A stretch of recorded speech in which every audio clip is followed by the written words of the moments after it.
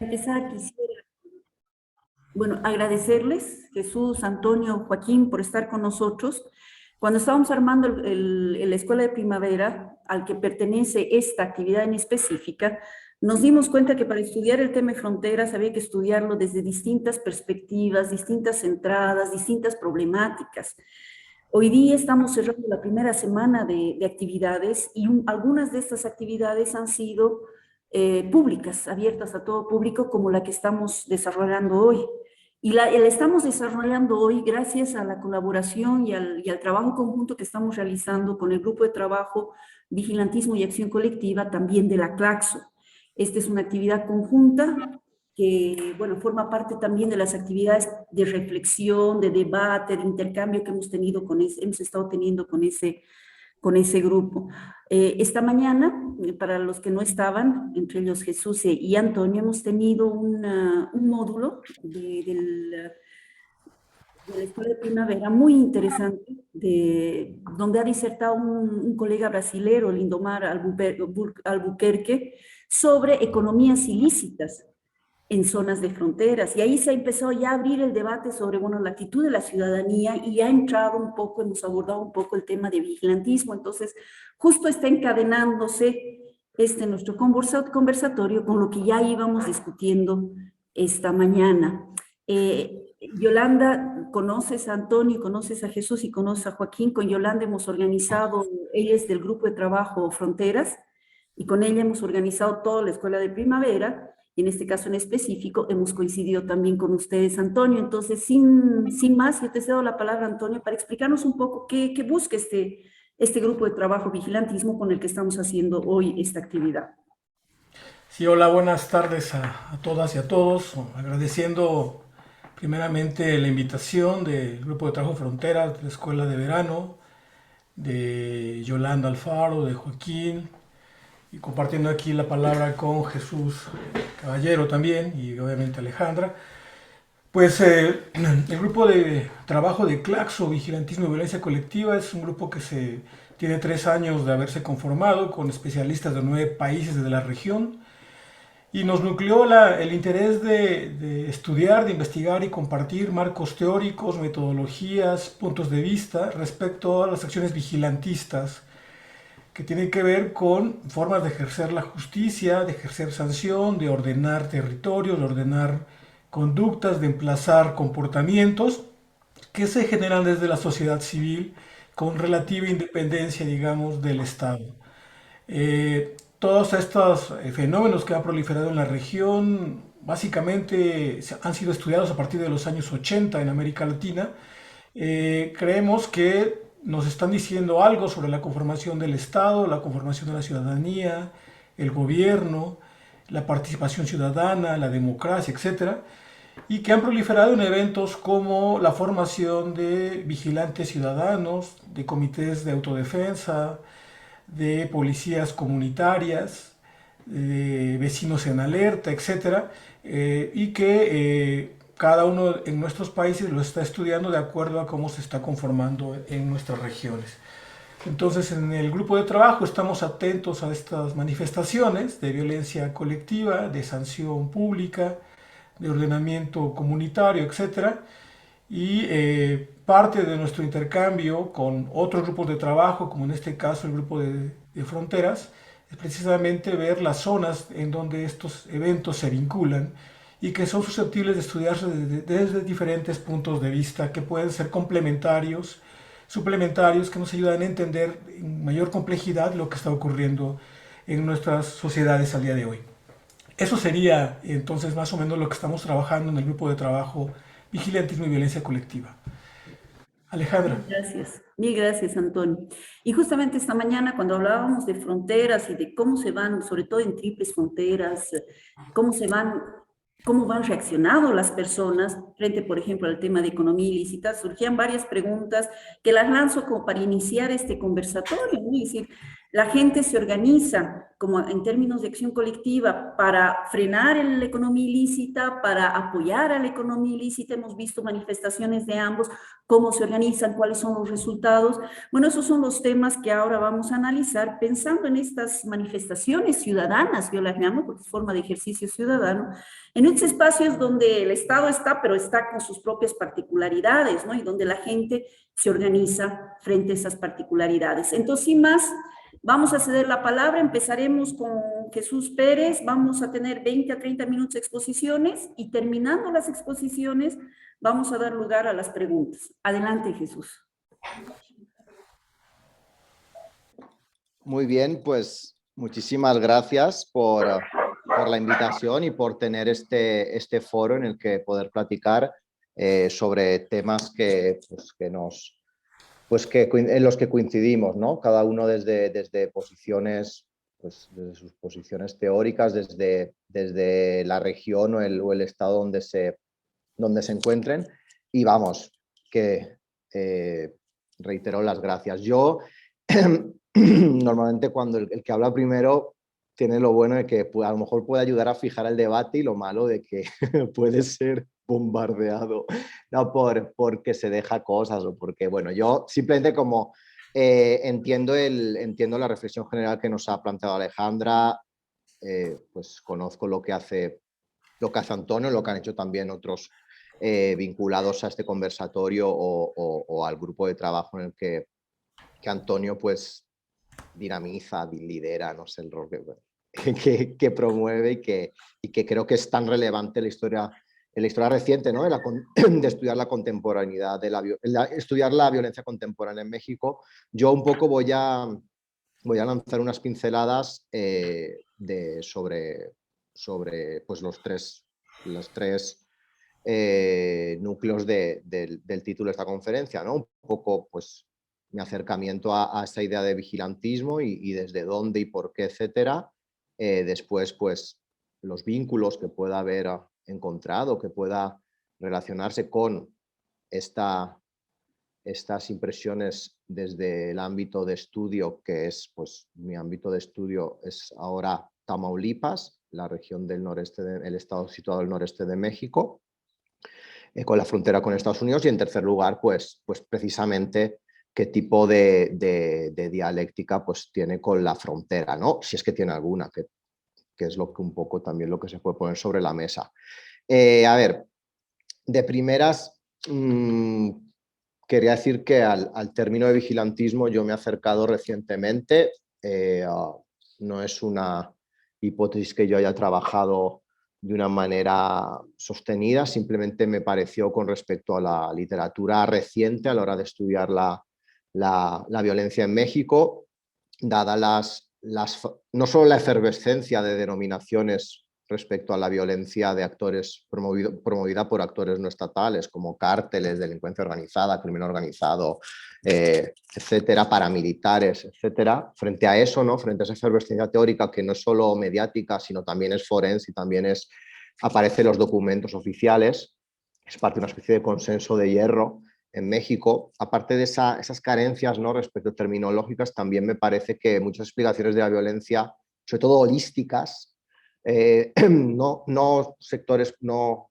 un poco el mantra que también ha criticado Fernando Escalante Gonzalo de esta pseudohistoria oficial, ¿no? De ajustes de cuentas, luchas de plazas, etcétera, que en México son frecuentes, sino más bien explicaciones de largo recorrido que Antonio en su libro, por ejemplo, sobre el linchamiento, o Natalia Mendoza, por ejemplo, en Etnografía sobre Sonora, o otros desde ámbitos de México, me estoy refiriendo solo a México, pues han intentado plantear, ¿no? Entonces me parece que la idea de vigilantismo tiene un componente que también el grupo de Claxo ya ha ido haciendo, pues prestando atención a las charlas que han ido haciendo, tiene un componente de sustrato, un componente aglutinador, que me parece que como hipótesis de trabajo, no sé si como idea límite, no sé si al final podemos hablar de un encuadramiento del vigilantismo en cada manifestación de violencia que presente los rasgos que Antonio dice, pero sí sirve como un dinamizador cuanto menos más sólido que muchas explicaciones que intentan explicar la violencia en México, sobre todo también porque frente al mantra de que es por el narcotráfico, podemos ver, y ahí pues uno de los pioneros fue Carlos Reza Nestares, que es más, tiene mucho que ver con el padrinazgo de instituciones de seguridad, sea de un modo regularizado o desregularizado, sea de instituciones militares o instituciones civiles securitarias, que sea por influencia, sea porque exmiembros de esas instituciones, sea por el patronazgo que puedan hacer a diferentes grupos proxy criminales, el término de vigilantismo es un poco bisagra entre esa delincuencia social al narcotráfico, que efectivamente lo es, porque hay un componente importante en Tamaulipas, quizá no tanto, pero sí en Sinaloa, en Jalisco, en el Bajío, está relacionado con el narcotráfico, pero también nos permite repensar, dimensionar, a veces simplemente aludir, que ya sería un mérito, ese rol de las instituciones de seguridad, ¿de acuerdo? Entonces eso, el término de vigilantismo me pareció un punto a favor para empezar a utilizarlo. En segundo lugar, también creo que recoge desde el lado del sujeto, digamos, pasivo, pero no quiero hablar en un sentido de falta de agencia, sino bien del sector, de la población en sí, en principio no implicada, sí recoge el vigilantismo una serie de demandas que a escala mucho más micro, que siendo también de vigilantismo, permiten engarzarse, sea por cuestiones operativas, un grupo de vigilantes vecinales que son apadrinados por determinado líder local, que a su vez es que el factotum del grupo criminal de la región, puede ser, ¿no? Pero además, no solo es cuestión ya logística, orgánica, jerárquica, si quiere llamarse, también nos permite entender un aspecto nematológico, ideológico, ¿no? Y es esta capa, el reverso, ¿no?, que permite este consenso, ya no de hierro, sino de acero, de la militarización en México, sea una militarización difusa de nombramiento en cuerpos civiles, que es prácticamente, es mayoritario, es un porcentaje abrumador, los militares, los exmilitares más bien con licencia, que están en posiciones de seguridad municipal o estatal, en el organigrama mexicano civil, o sea, sería una militarización difusa, pero también una militarización estricta como la que vemos con respecto al cambio de la Policía Federal a la Guardia Nacional, el rol de la Marina, la última ley, ¿no?, de perpetuación directamente, que entró a contradicciones transeccionales, no es una cuestión, no es una ocurrencia del actual gobernante, sino más bien también creo que nos permite, y yo creo que también tendríamos que concitar la historia de la propia región, del propio México, y también obviamente de las zonas de frontera, la relación con las tribus nómadas, la relación con fronteras porosas, la relación con la externalización del outsourcing, ¿no?, del uso de la fuerza, incluso también la virtud del uso de la fuerza como un valor de escala social, como el vigilantismo permite también dar esa faceta, entender esa faceta vigilante de mano dura, como lo ha descrito muy bien sintéticamente Antonio, de por qué la ciudadanía apoya esas medidas de mano dura, o al menos no lo consideran un pero, ¿no? A lo mejor el apoyo es tácito y no explícito, pero la cuestión es que si hay yo sí he visto, al menos en Tamaulipas, un consenso respecto a esa mano dura respecto a los individuos que cometen crímenes predatorios, digamos, a baja escala, tipo abigeato, robo de cultivo, robo de herramientas, robo de casas habitación, ¿no? La figura del ladrón que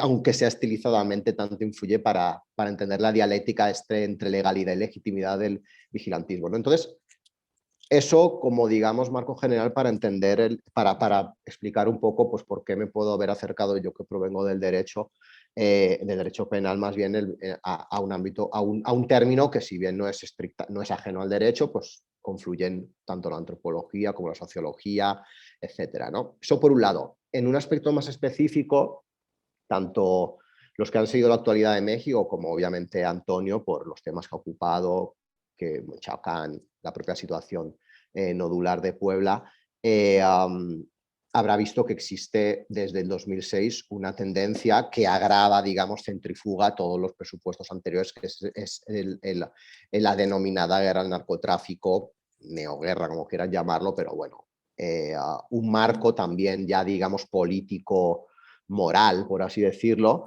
donde donde la propia idea el propio, digamos, acicate del vigilantismo ha sido adaptado por grupos que, si bien no a lo mejor en su ADN, en su aspecto estructural, en su columna vertebral está el vigilantismo, sí adoptan tácticas de vigilantismo. Por ejemplo, grupos criminales con especial sofisticación, como el Cártel de Jalisco Nueva Generación, y la retórica vigilante que realiza, no novedosa, porque Sinaloa ya lo ha hecho, y obviamente también los grupos que interactúan en el conflicto michoacano, obviamente la dialéctica a la que obliga para que grupos de autodefensas deban digamos, tomar esos órdagos y también replantear sus posiciones desde ese cambio de orden, desde ese contraorden, pero que muchas veces, dado que la demanda yo creo que es ciudadana y también obviamente aspectos estructurales, pues deben aceptar pronunciarse, incluso ser quienes solucionen el enigma este capcioso del vigilantismo. Entonces yo creo que estamos en una dinámica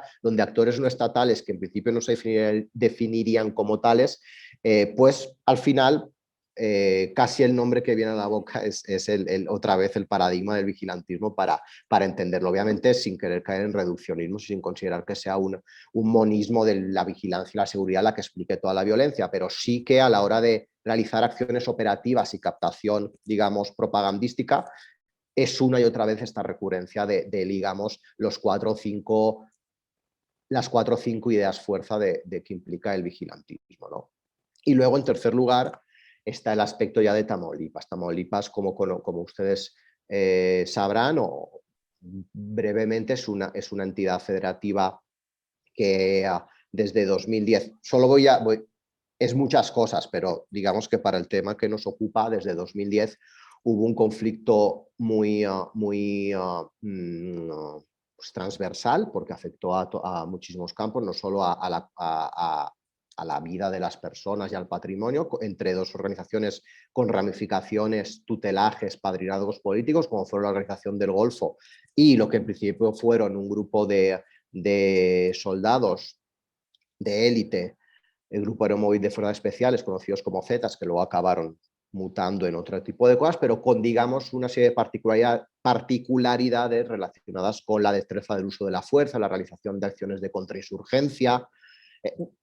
Paréntesis, la democratización de la insurgencia posterior al 2000 es uno de las claves desde mi punto de vista para entender el vigilantismo y la violencia más en general en México. Eso es algo que todos, no solo militares que se pasan a fuerzas de seguridad, sino agentes de seguridad que, digamos, con más libertad pueden realizar sus funciones de bisagra entre la institución pública y los conglomerados criminales privados, ¿no? Pero bueno, al margen de eso, este conflicto que dinamizó muchos otros en la región y tuvo influencia también un poco darwiniana, en el sentido de que ese golpe sobre la mesa de un grupo en específico, como fue el grupo de los Zetas, para que provocó, digamos, darwinianamente, utilizo la metáfora, que otras organizaciones tuvieran a su vez que asumir esos factores de contrainsurgencia, esa capacidad de propaganda, esa especie de reclutamiento relativamente corporativista. Entonces, eso a su vez ha dejado, digamos, regalos envenenados en forma de vigilantismo, más que desde los grupos criminales, que no creo yo que sea algo específico de Tamaulipas, de la frontera tamaulipeca, sí desde las reacciones hacia los grupos criminales. Estoy pensando específicamente en una organización que hace como un par de meses salió un poco del ámbito regional, que fue la columna militar José Méndez, que es una organización que en 2010, más bien en 2010 era... Digamos que en 2010, frente a la OGZ, diferentes organizaciones, diferentes grupos de individuos, algunos dentro de la legalidad, otros dentro de la paralegalidad, tal, reflotaron, digamos, remarcaron, para diferenciarse del saber hacer Z, remarcaron la etiqueta de organización del Golfo. Entonces, eso sirvió para que a posteriori se reinterpretara esos relativos alzamientos como por parte de un grupo aglutinante, pero en realidad fue esa especie, otra vez, de idea límite de un cártel del Golfo unitario el que sirvió para oponerse a este modus operandi mucho más corporativista como fue los Zetas. Un poco, Antonio, sabrá un poco lo que pasó también a la hora de entender estas unidades de alzamiento frente a los caballeros templeros en Michoacán y quién fue los que se alzaron, ¿no? Muchas veces la linealidad o la homogeneidad no, es más bien a posteriori, ¿no? Entonces, digamos que en una zona muy específica de Tamaulipas, situada al sur, alrededor de Ciudad Victoria, pero también en una zona donde hay una presencia ejidal muy fuerte, esta columna, 10 años después, este grupo ha acabado realizando unas labores que desde mi punto de vista se podrían considerar como una fase superior del vigilantismo, en el sentido de que de que a partir de los rasgos que podemos entender como mínimos de vigilantismo y que ha señalado también Antonio al principio, se ha consolidado un orden, digamos, vigilante, donde esta organización, que es una serie de individuos con contactos entre individuos que ya se caracterizan ilegalmente por realizar la aportación de armas ilegal, es decir, por individuos más relacionados estrictamente con lo que entendemos por ilegalidad, esta organización, este grupo, también los pone en contacto con individuos como políticos de diferentes partidos políticos, ¿no? Entonces, ante esto, ¿qué puedo decir respecto al vigilantismo en esta zona de la frontera noreste? Que es un fulcro, es una sinergia, es una concitación de fuerzas, es ¿cómo decirlo? Es como una especie de programa común respecto a líneas rojas, obviamente arbitrarias, porque la línea roja de por qué apoyar a la Organización del Golfo o apoyar a los Zetas es una cuestión ya casi de contactos, de entroncamiento, de lucha de órdenes, el orden ilegal anterior a la irrupción Z, el orden de que supuso la irrupción Z. No tiene que ver con legalidad o ilegalidad, más bien tiene que ver con una cuestión de orden. Entonces el vigilantismo sirve como esa palanca para partir de esta atmósfera caracterizada también por otras cuestiones como la importancia del ejercer la justicia por la propia mano o pues sí, la sensación muchas veces real de abandono en determinadas situaciones, permite que en ese lugar en específico se concite esta, digamos, fase superior de vigilantismo, que creo que podría ser una de las características del vigilantismo en Tamaulipas. Porque al margen, llevo como 16 minutos, ¿verdad? Tenemos 25. Porque al margen de eso hay una paradoja, y es que, por ejemplo, que debemos explicar. Uno, el nivel por ejemplo, de extorsión o de presencia criminal de otras organizaciones en Tamaulipas es mayor que en otros lugares que ha habido alzamientos, por ejemplo, de autodefensas. Por otro lado, obviamente, y eso ya lo ha tratado Antonio y gente de su grupo en las últimas charlas, a ver, el vigilantismo no es una respuesta, normalmente tiene un componente desproporcionado, no es una respuesta, muchas veces, y ya Antonio en el libro de linchamientos lo maneja, el vigilantismo un poco y sistematiza, ¿no? Puede ayudar a mantener el tiempo los linchamientos, justificarlos o darle una especie de cosmovisión, ¿no? Que vaya más allá de lo inmediato, pero lo que sí es cierto es que no hay una correlación entre estructuras de vigilantismo y, por ejemplo, pervivencia de robos. Puede ser, pero no es definitorio, ¿no? Entonces, una cosa que hay que resolver, por ejemplo, es por qué no ha habido reacciones por parte de la ciudadanía de vigilancia frente a estas organizaciones criminales. Una hipótesis de trabajo es que el nivel de permeamiento de estas organizaciones es tal que casi si la ciudadanía se pusiera a hablar en lenguaje vigilante sería por ventriloquía, y los ventrílocos sin estas organizaciones, ¿no? Es decir, trabajo de campo con individuos que tienen propiedades agrícolas o ejidos, el consenso también es de que el nivel imaginemos al menos Matamoros y los ejidos de alrededor como un tablero donde cada escaque tiene que responder ante determinado individuo. Entonces, es decir, todo está reparcelado, es un reparcelamiento invisible muy difícil de deconstruir porque obviamente el silencio en torno a ello es muy grande y aparte muchas veces no se hacen las preguntas adecuadas por estos paradigmas heredados, pero ante una situación, digamos, de infiltración, no solo no estoy hablando, esta infiltración, este goteo, esta reparcelación en escaques no tiene por qué ser solo desde la organización criminal. Matamoros es de las zonas donde hay maquila, donde mayor nivel de afiliación sindical hay, creo que es del 95% frente al 5% de Tijuana. Es decir, toda esta retórica sindical, en un sentido no negativo, sino en un sentido como amplio, con capacidad de entroncar con valores que a lo mejor luego en la realidad no son, ayudan también a dar una capa digamos, para institucionalidad con muchos matices que habría que tener en cuenta. Un poco eso por apuntar estos aspectos del vigilantismo en esta zona y entroncarlo con otros debates. Respecto a las cuestiones de la economía ilícita, si la frontera, a ver, en específico Tamaulipas es un estado que, digamos que donde la distancia entre la frontera, digamos que podríamos hablar en términos, si queremos utilizar terminología clásica, en términos de poliarquía, es decir, Tamaulipas es un estado donde hay 4 o 5 ciudades que tienen una capacidad de interlocución casi a la par, es decir, si bien Matamoros tiene este aspecto digamos, como de punto ciego fronterizo, y siempre lo ha sido así, la porosidad de la frontera allí es enorme, es decir, hasta el punto de que se puede pasar al río Bravo caminando en algunas fases, incluso, y los bienes ilícitos se pueden pasar sin ningún tipo de esfuerzo logístico, no es como túneles subterráneos como en Tijuana o en la barrera natural del desierto. Tenemos esta ciudad con sus dinámicas, pero a la vez está Ciudad Victoria como la capital administrativa, que está a 4 horas de Matamoros, está Reynosa con dinámicas completamente distintas y mucho más industrializada que Matamoros, y está Nuevo Laredo, que es el principal puerto de entrada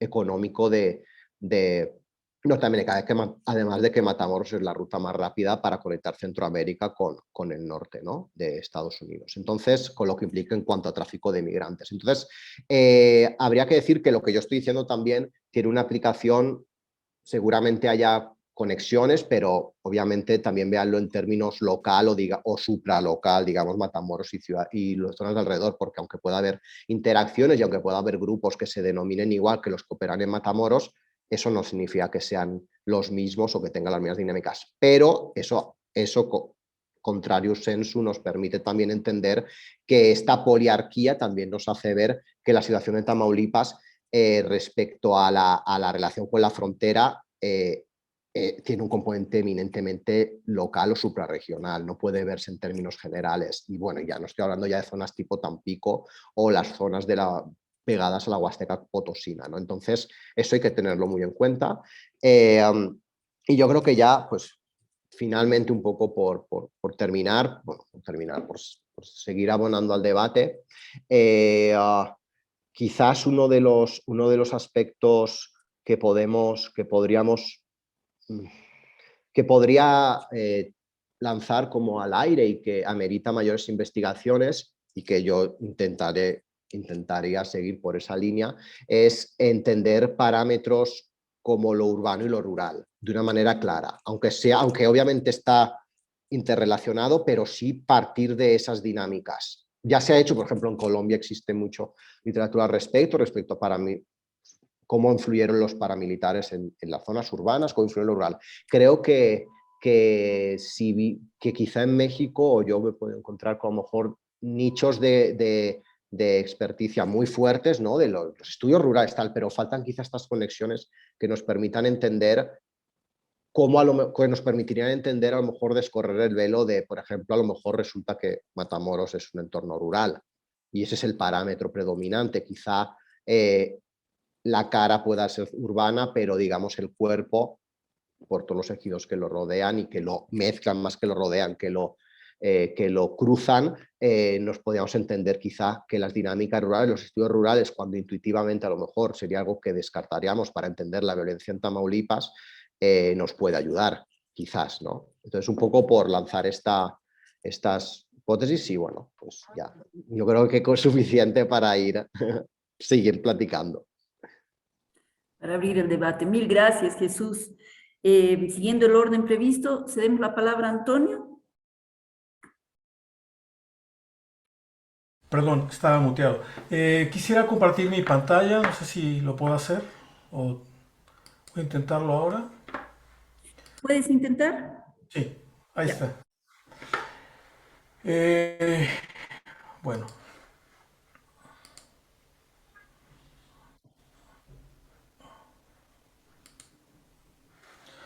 bueno, un poco la invitación de Alejandra era vincular los temas del vigilantismo con algunas ideas vinculadas a la frontera, a la producción de fronteras. Y realmente mis investigaciones no están como tal situadas a nivel de las fronteras geográficas, políticas, pero me pareció que se puede dar una extensión del concepto de frontera en términos de la producción de una especie de gubernamentalidad poblacional distinta que se ha producido en los últimos años y que algunos investigadores, por ejemplo, estoy pensando en el trabajo, los últimos trabajos de Sandro Mezzadra, han planteado la idea de que el nuevo gobierno de la población en términos de gubernamentalidad, como él con la beta Foucaultiana que trabaja, se puede considerar en términos de producción de fronteras internas. Es decir, que las formas en que se manejaba la población a nivel de las fronteras territoriales, jurídicas, entre estados nacionales, se produce ahora para regular población internamente y que esto en su conceptualización es algo que está en tendencia. No voy a referirme del todo a su trabajo, lo tomo como inspiración para algunas cuestiones que yo vi en mi elaboración de trabajo de campo cuando se decreta el confinamiento a partir de la pandemia en año 2020. Entonces, a partir de esas reflexiones que todavía están en elaboración, son de carácter mucho más general ahora, tomando en cuenta algunos atisbos que tuve en mi trabajo etnográfico en Michoacán concretamente. A partir de ahí genero algunas ideas en diálogo con otras investigaciones de quizá un corte más amplio, más extenso en términos de reflexión teórica, para decir que me parece que se produjo en ese momento y que quizá esté en reelaboración este tipo de nuevas formas de emplazamiento poblacional, un tipo de dispositivo de frontera en la contención social de la pandemia en este caso, pero me parece que se puede extender a la contención social de cualquier tipo de riesgo. Y entonces por ahí voy a derivar un poco las reflexiones que están abiertas, están todavía en elaboración, y las comparto con ustedes para iniciar el diálogo. En ese sentido, voy a proponer dos líneas de discusión acá con ustedes. Voy a detenerme sobre todo en la primera, en que las prácticas de control sanitario que se experimentaron a partir de contener la pandemia, ejercida tanto en poblados rurales como en localidades urbanas, conforman una especie de dispositivo de frontera y voy a tratar más adelante de decir qué estoy entendiendo por esto.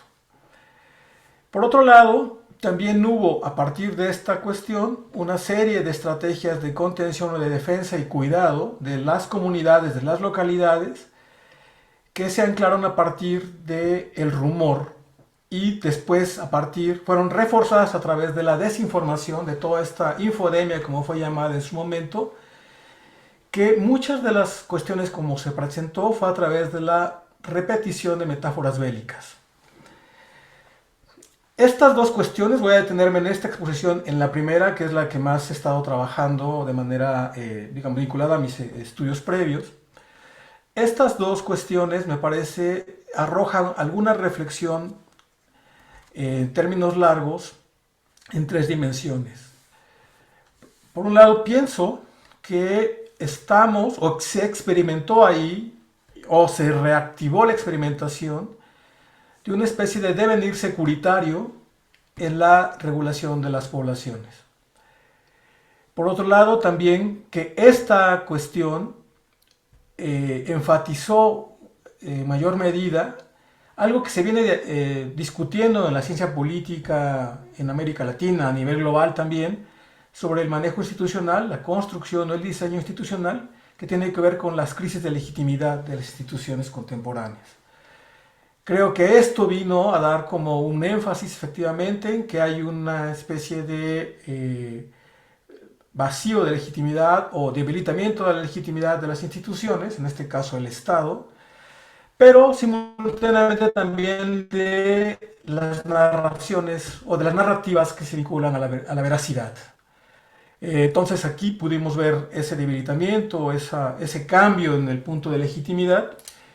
Y en un tercer momento me parece que estos acontecimientos del 2020 también enfatizaron un proceso que ya está echado a andar previamente, del cual me parece que nuestros estudios sobre vigilantismo han dado cuenta, que tiene que ver con la multiplicación de entornos políticos no estatales o de espacios donde otros actores generan ordenamientos políticos. En lo que Diane Davis, por ejemplo, se ha referido con el término de soberanías fragmentadas. Creo que estos tres puntos vinieron a ser reforzados a partir precisamente del escenario pandémico y de cómo fue contenido en su momento 2020, y creo que hay líneas que venían de lejos, venían de antes y ahora se prolongan hacia nuevas formas del control o la regulación de poblaciones. Para entender esta cuestión parto del contexto de violencia que ya ahora habló también Jesús.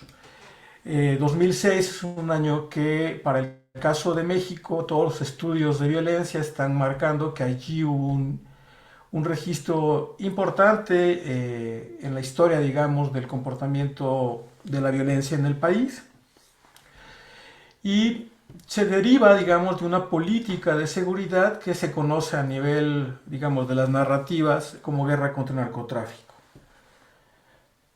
Esta política, hay diferentes formas de abarcarla, diferentes formas de acercarse al fenómeno, de nominarlo. Lo voy a dejar acá para fines de explicación solamente. La administración que le impulsa va de 2006 a 2012, pero se continúa de manera, digamos, con otras formas de presentarla, se continúa hasta más o menos 2018. Y lo que hay un acuerdo entre toda la gente que investiga el periodo en términos de violencia es que se produce una cantidad que contradice la tendencia previa en la cantidad de homicidios que se presenta en esta época. Entonces ahí pongo un número absoluto, digamos, que tiene que ver que de 2006 a 2018 se producen cerca de 270,000 homicidios. No voy a meterme en la explicación de la obtención de los datos ni todo eso, pero nada es para tener un contexto de donde estamos hablando. Con la transición, el cambio del nuevo gobierno a partir de 2018, la tendencia no parece disminuir en el número de homicidios. Las cifras más recientes de la dependencia que se encarga de hacer la estadística del número de homicidios dolosos, una de ellas, hay otra, que sería el INEGI, el Instituto de Geografía, pero esta es de seguridad pública, la cifra que presento acá. La última es que del 18 al 22 se han producido 126,206 homicidios dolosos también, en una tasa que vendría siendo cerca de 28 por 100,000 habitantes, ¿no? Hay un fenómeno de desaparecidos también, que se conforma actualmente como un campo de investigación también en términos propios de la violencia en México. Y bueno, es una tasa que ha incrementado en los últimos años.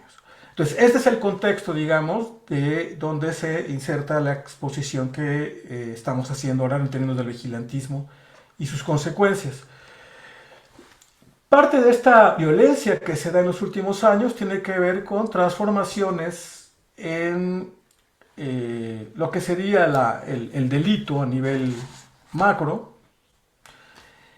que desde algunas interpretaciones pasa en transformarse de grupos que se dedican, digamos, a emplazar sustancias ilegales y transportarlas de una geografía a otra, hacia una diversificación de actividades lucrativas más allá del trasiego y siembra de sustancias ilegales.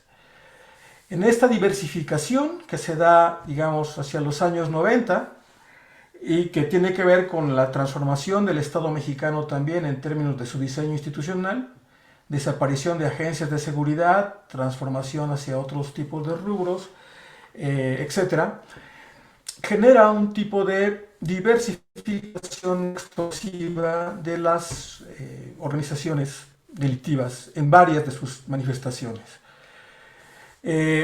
Mi experiencia de estudiar estas organizaciones, en el caso de Michoacán, ahora se los muestro en un mapa, tiene que ver que su diversificación hacia la extorsión rompió equilibrios históricamente construidos entre los ilegalismos, las instituciones del Estado y el beneficio social tenido por las comunidades ante esas formas de mediación. Esto lo que hizo, sobre todo ya estoy hablando en la segunda década de los 2000, fue generar organizaciones que se defendieron de estas formas de extorsión predatoria. Porque además la forma de la colecta tenía que ver con asesinatos y violencia sexual. Esta formación de organizaciones defensivas podríamos ubicarlas como las manifestaciones organizativas más perennes de un vigilantismo que se está expresando a partir de la segunda década del año 2000, que ya estaban presentes en los años 90, pero que podemos sugerir aquí que tuvieron mayor arraigo y mayor duración y coordinación en el tiempo. La forma en que estas organizaciones empezaron a defenderse en contra de las conductas predatorias de los grupos delincuenciales tomó varias formas que para fines analíticos se ha denominado por algún colega y yo y otros colegas que han investigado la cuestión como defensas comunitarias, podemos llamarlo civiles armados, etc., ¿no? Tuvieron varias formas de acuerdo a su ascendencia étnica, a el territorio donde ellos controlaban, etc., los recursos que disponían. Y una de estas nominaciones fue las formas de policías comunitarias de ascendencia indígena, o también otra forma que no tenían la impronta indígena, se conocieron en el debate público en México como grupos de autodefensa. En fin, hay una discusión sobre estas categorías, pero ahora no voy a entrar a ello. Lo que quiero decir es que se crearon estos grupos para oponerse a las conductas predatorias de grupos criminales. Y una de las cuestiones que empezaron a producirse en términos de regulación de la inseguridad fue precisamente los filtros de acceso, checkpoint, las barricadas para evitar la libre circulación de los grupos que tuvieran algún tipo de emprendimiento ilegal, ¿no? Esta cuestión fue cambiando con el paso del tiempo hasta constituirse en verdaderas formas materiales de infraestructura, ¿no? De tal manera que entonces tenemos que estas formas son retomadas en el escenario de pandemia y van a consolidarse en términos de, si bien filtraban la infiltración de posibles grupos criminosos, grupos delincuenciales, ahora se dirigieron en los mismos lugares para evitar la infiltración de posibles portadores del virus. Y aquí tenemos un fenómeno muy, muy interesante y seguir estudiando, seguir profundizando. Y entonces voy a referirme en las láminas que siguen a estas dos formas de contención, ¿no? La contención del riesgo de contagio activando filtros sanitarios que fueron utilizados en un momento dado para otros fines.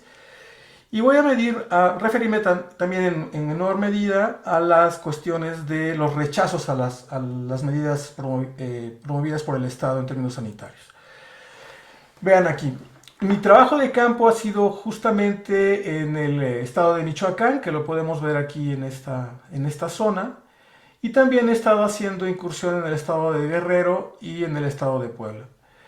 En estas zonas habían, en la segunda década de 2000, proliferaron grupos de defensa en la forma de policías, en la forma de grupos de autodefensa, y justo se registraron una serie de barricadas, de puntos de revisión en el estado de Michoacán, en el estado de Guerrero, justo para filtrar las amenazas vinculadas a la delincuencia organizada.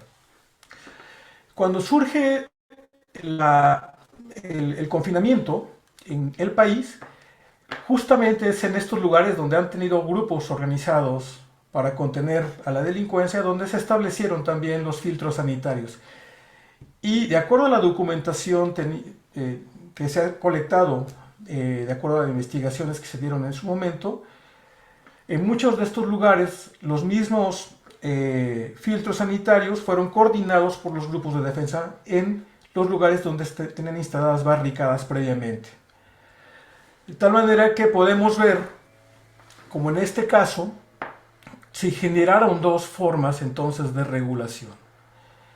El filtro sanitario punto de revisión fue instalado justamente donde antes se hacía la inspección al ingreso a los poblados. Y entonces aquí tenemos una estructura bien interesante que funciona entonces como una decisión o un estrellamiento del espacio entre una afuera y una interioridad. Por otro lado, también vimos medidas de control que se adoptaron en términos vigilantes por estos mismos grupos, en donde estos grupos eran los que ejercían las medidas de confinamiento en medida de mayor vigor que los agentes del Estado. De tal manera entonces que algo que llamó la atención, porque esto lo vi estando en trabajo de campo, por ejemplo, ¿no? Que en estos puntos donde filtraban la inseguridad, ahora se filtraba la posible infección, ¿no? O el posible contagio. Parece entonces que estos puntos de revisión generan cierta forma de tecnología, cierta forma de identificación que demarca y estría el espacio en zonas de riesgo o zonas de seguridad, y que sirve entonces para anticipar peligros que podrían ser cuestiones de inseguridad o cuestiones de contagio. La forma en que lo hacían entonces reproducía una especie de relación bélica que escindía entre propios y extraños, entre amigos o enemigos, y que en términos generales podemos entender también como una lógica de frontera interna, donde se ponía, digamos, el acento en la exterioridad y en el carácter de extraño de aquellos que se aproximaban a los puntos de revisión antes de ingresar a los poblados.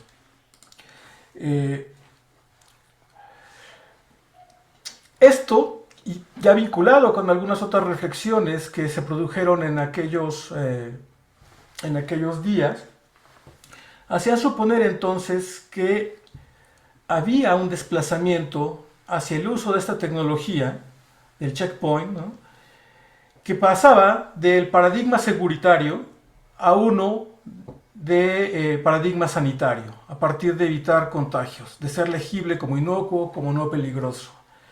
Y entonces esto apuntaba, digamos, a una forma de desplazamiento de la contención del peligro que pasaba del crimen al peligro biológico, en términos de una forma de contención bioseguritaria.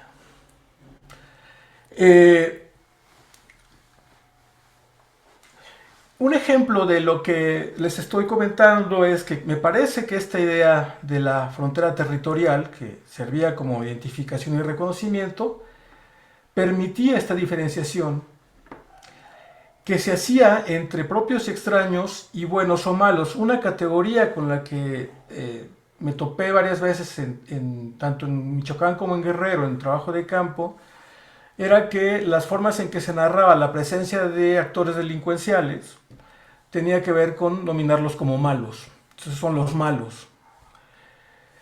Esta misma categoría fue usada después en términos de enfermos o contagiosos.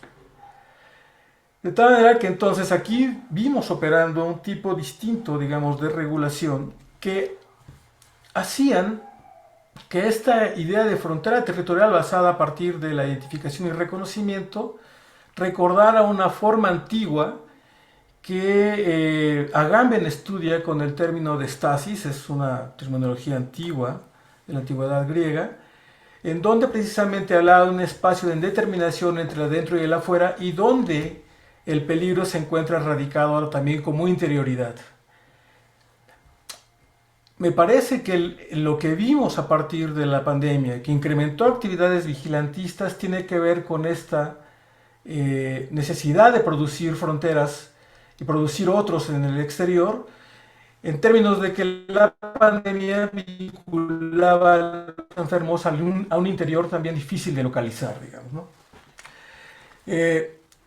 Una de las formas en que se empezó a narrar en esos años, tanto a nivel de los poblados como a nivel de las instituciones de salud, utilizó precisamente la figura amigo-enemigo para localizar a los portadores de virus, incluido, por ejemplo, las propias declaraciones del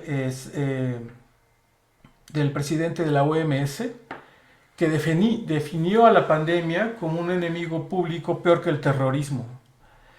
La idea de la metáfora bélica es antigua y ha sido usada siempre en términos de las exposiciones sanitarias.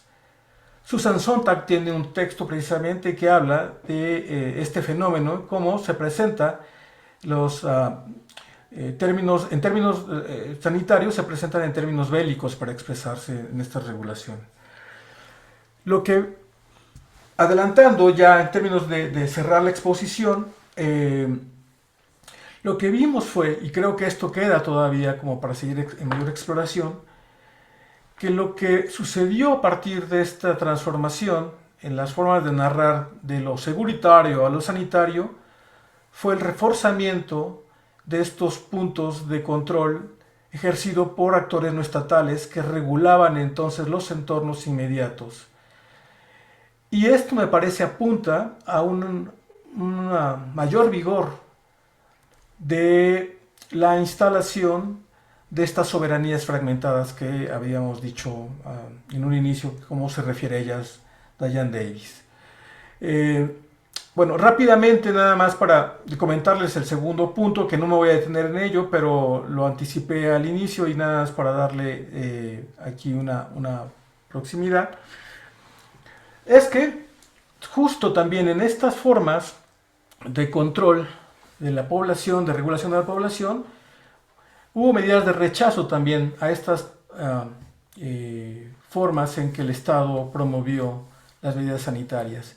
Y en esto tuvo que ver mucho la producción de rumores en términos de protegerse sobre posibles daños que las instituciones del Estado generaban a las poblaciones. Y entonces se reforzaba un marco de acciones defensivas, ahora en contra del Estado, en el entendido de que el Estado realmente era el quien estaba difundiendo la propagación del virus. Esto es de análisis más complejo, simplemente lo pongo acá para complementar la hipótesis de trabajo que dije al inicio. Por ejemplo, uno de los rumores que se dio en esta coyuntura fue que realmente lo que se hacía era que se había contratado, en este caso en un municipio, se había contratado agentes que a través de drones esparcían sustancias tóxicas para secar los pulmones de las personas. Y ante ello hubo un estallido, bloqueos de calles, saqueo de tiendas, se incendiaron edificios públicos. Ejemplos como estos proliferaron en el país y también tengo documentación que proliferaron en varias otras regiones en el mundo. De tal manera que entonces, una forma defensiva también fue conductas que tendían a formas vigilantistas. Para vincular, digamos, a la escala micro a la escala macro, también durante esta gestión proliferaron estos relatos de desinformación diversa, en línea o fuera de línea, que se vincularon con relatos más amplios, de mayor extensión, de diferente procedencia, que tendrían que ver con las noticias falsas y con las teorías de la conspiración. Entonces, reforzando, digamos, una especie de quiebre en los sistemas de veracidad, que me parece que todavía está como hipótesis de investigación para seguir desarrollando en lo que quedó después de la pospandemia, digamos, que me parece que queda un tipo de modificación del régimen de verdad que no se instala ya en la información verificable y que tiene que ver con la crisis de legitimidad de los entramados institucionales en diferente escala, en diferente grado, que tenemos hoy en día en el mundo, pero en el contexto específico de América Latina me parece que son como muy evidentes y que los hemos topado con nuestras investigaciones desde el punto de vista de nuestros propios trabajos. Entonces, nada más, cerrando, contexto de seguridad, grupos de u organizaciones de delincuencia de diverso tipo, economías ilegales, en este contexto de pandemia, generan nuevas formas, que me parece todavía por explorar, que tienen que ver con la bioseguridad en la regulación de poblaciones, en la pérdida de legitimidad institucional, en un movimiento en la producción de la veracidad y en la multiplicación reforzada de soberanías fragmentadas. Dejo aquí mi charla para seguir.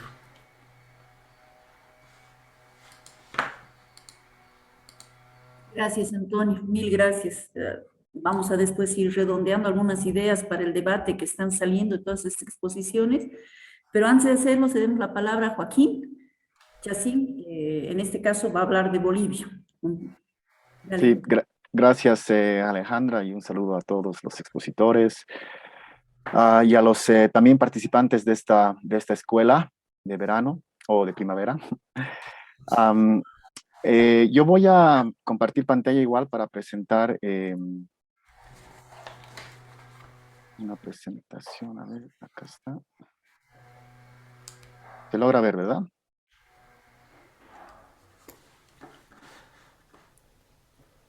Sí, pienso que ya estoy compartiendo. Ok. Bueno, así como Antonio, yo no he trabajado, digamos, en mis estudios de investigación con el tema fronterizo como tal, ¿no? Pero me interesa la aproximación al debate, al estudio de las fronteras, para un poco problematizar, ¿no es cierto?, las economías ilícitas, ¿no? Y sobre todo mirar un poco los impactos ambientales que generan estas economías ilícitas en estos espacios o territorios fronterizos, ¿no? Voy a también hacer referencia más adelante a dos ejemplos o dos eh, impactos de estas economías en dos regiones de Bolivia, ¿no? Que me parecen que pueden un poco poner en el debate ciertos aspectos importantes y que también ahí creo que se vinculan con el aspecto del vigilantismo, ¿no? Entonces, un poco entendiendo la frontera, ¿no? Y cuáles son estas interacciones entre lo legal y lo lícito. Me parece que las fronteras son espacios regulatorios, rurales, ¿no? Donde se generan ciertos procesos económicos y sociales que vienen a complejizar el orden social y estatal, ¿no? Es decir, aquí los límites difusos entre lo que es lo legal y lo ilegal, o lo lícito y lo ilícito, un poco se pierden, ¿no? Entonces, y también estos procesos, ya a nivel, digamos, de actividades, tienen, digamos, impactos negativos en el medio ambiente, pero también en la gobernanza, ¿no? En la forma como el Estado también, ¿no es cierto?, se aproxima o está presente en esta temática, ¿no? Entonces, yo creo que una complejidad del análisis, que es un poco lo que me interesa también rescatar de las fronteras, es que la frontera es justamente un producto social heterogéneo, ¿no? Polisémico y dinámico, ¿no? Donde existen múltiples actores que participan en este proceso de creación de significado y simbolismo. Creo que también esto está muy, muy relacionado a lo que nos acaba de presentar Antonio también, ¿no? Estas fronteras también construidas a nivel social, ¿no? Y esto también nace también del cambio, digamos, de paradigma, quizás, en las formas de entender la frontera, ¿no? Las nociones temporales, la temporalidad de las fronteras, con, digamos, el modernismo y el posmodernismo, ¿no? Es decir, los estados-naciones, ¿no? Como aquellas instituciones organizadas bajo principios racionales que intentaban organizar una sociedad, ¿no es cierto?, está estrechamente ligado a la concepción, digamos, clásica, si ustedes quieren, de la frontera, ¿no? Como una delimitación concreta de un territorio donde el Estado impone un orden, impone la ley, ¿no? Y garantiza ciertos intereses nacionales, ¿no? Entonces, esta noción de frontera yo creo que ha sido desafiada también, ¿no? Por algunas corrientes del posmodernismo donde se toman las fronteras como espacios sociales productivos, ¿no? Con algún enfoque de escalas, ¿no? De niveles, ¿no? O de capas, que están siempre en constante reconfiguración, ¿no? Aquí Ray Merkers, por ejemplo, estudiando el tema del contrabando, eh, dice que los espacios fronterizos, en los espacios fronterizos, la diferencia entre lo que es dentro y afuera, arriba y abajo, o de abajo hacia arriba y de arriba hacia abajo, ¿no? Incluso estos conceptos, digamos, difíciles de definir entre lo legítimo y lo legítimo, están en constante negociación entre muchos actores o agencias, digamos, ¿no? Además que se ubican en espacios también múltiples, ¿no? Entonces, esta forma, digamos, de entender la frontera, ¿no? O las fronteras nacionales, um, eh, pueden también ser enfocadas desde procesos también económicos y sociales, ¿no? Donde los límites no están bien definidos o son más bien difusos, ¿no?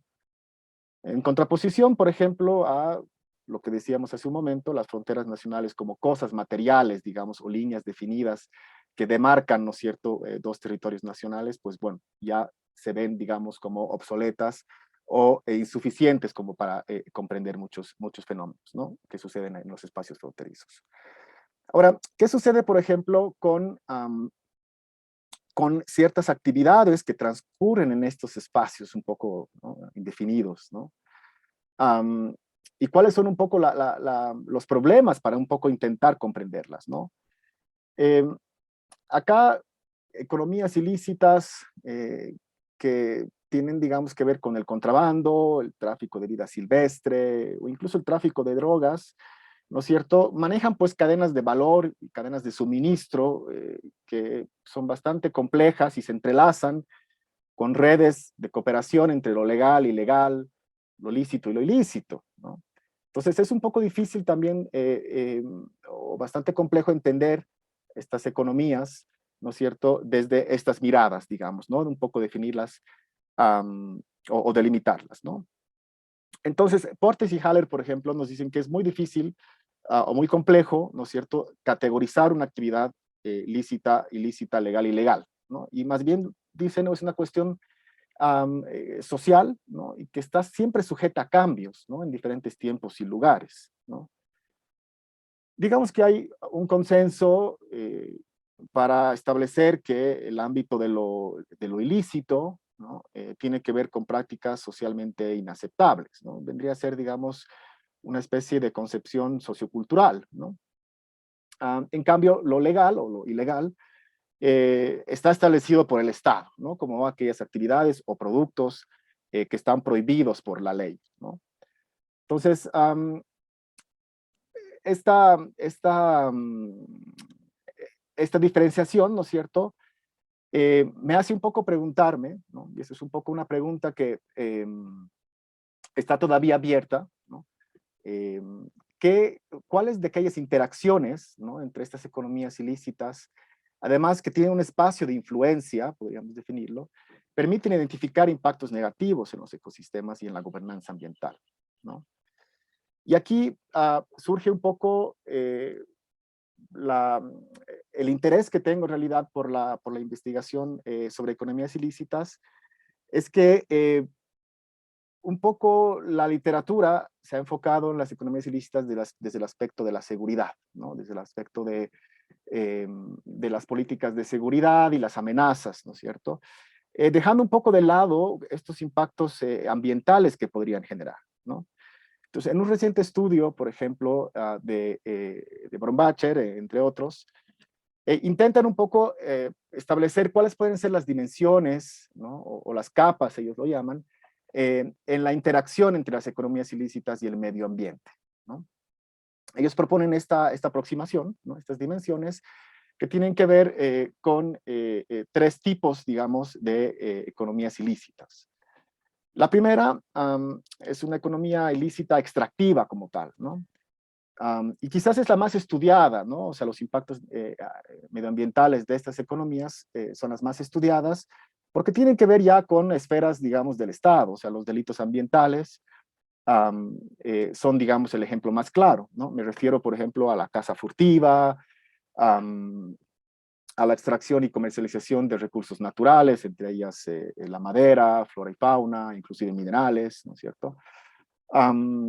Entonces, esa es un poco la primera esfera, digamos, ¿no? de economías ilícitas y su impacto. La segunda dimensión tiene que ver con economías ilícitas no extractivas, ¿no? Y aquí el ejemplo más claro son los cultivos de uso ilícito, ¿no? El caso de coca en Bolivia, que vamos a ver un poco más adelante un ejemplo. El cultivo también de la amapola en México podría ser, ¿no? Cannabis en ciertos lugares, etcétera, ¿no? Pero también puede ser, digamos, la producción y el tráfico de drogas, ¿no? De drogas ilícitas, con algunos aspectos ligados, por ejemplo, a los laboratorios, digamos, de cocaína o los vertederos de precursores químicos, por ejemplo, la contaminación de aguas que conlleva, también desde el ámbito de la producción, el tema del monocultivo, digamos, ¿no? de estas plantas. Y después una tercera dimensión también importante, pero también me parece poco analizada o poco quizás comprendida, ¿no? Que tiene que ver con las respuestas que dan los estados a las economías ilícitas, ¿no?